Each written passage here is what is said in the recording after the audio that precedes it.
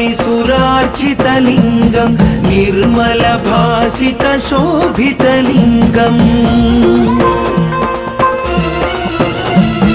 जन्मज दुःखविनाशकलिङ्गं तत्प्रणमामि सदा शिवलिङ्गं देवमुनिप्रवरार्चितलिङ्गं कामदहनकरुणाकरलिङ्गं रावणदर्पविनाशनलिङ्गं तत्प्रणमामि सदा शिवलिङ्गम्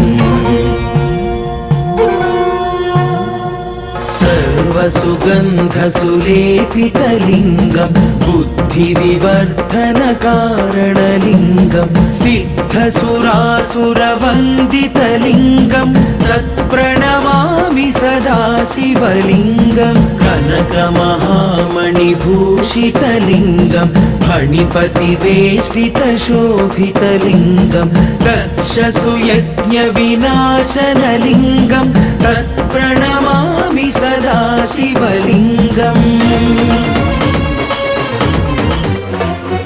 कुङ्कुमचन्दनलेपितलिङ्गं पङ्कजहारसुशोभितलिङ्गम्